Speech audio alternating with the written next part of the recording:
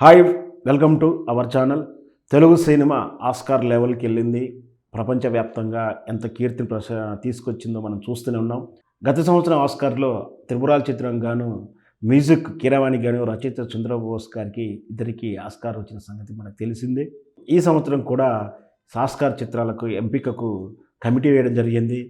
సినీ నిర్మాత గిరీష్ కాసరవల్లి గారి నేతృత్వంలో కమిటీ ఏర్పడడం జరిగింది. దాంతో నామినేట్ అయినటువంటి చిత్రాలు ఒకసారి చూద్దాం. తెలుగు కేటగిరీలో కేవలం 'దసరా' చిత్రానికి నామినేట్ అయినట్టుగా తెలుస్తుంది. 'ది స్టోరీ టెల్లర్' హిందీ చిత్రం, 'సంగీత పాఠశాల' హిందీ చిత్రం, 'శ్రీమతి చటర్జీ వర్సెస్ నార్వే' హిందీ చిత్రం, 'డాంకీ' హిందీ చిత్రం, 12th ఫెయిల్ హిందీ చిత్రం, 'విడుదలై స్టార్' తమిళ్ చిత్రం, 'ఘమార్' హిందీ చిత్రం, 'దసరా' తెలుగు చిత్రం, 'జ్విగటో' హిందీ చిత్రం, 'రాకీ ఔర్ రానీ కే ప్రేమ్ కహానీ' హిందీ చిత్రం, 'కేరళ కథ' హిందీ చిత్రం, 2018 మలయాళం చిత్రం, ఇలా నామినేట్ అయినటువంటి చిత్రాలు. అయితే తెలుగు నుంచి 'దసరా'కు నామినేట్ అయ్యే అవకాశం వచ్చింది. దీంతోటి మళ్ళీ ఈ సంవత్సరం కూడా ఆస్కార్‌లో తెలుగు చిత్రం హవా కొనసాగుతుందని ఆశిద్దాం.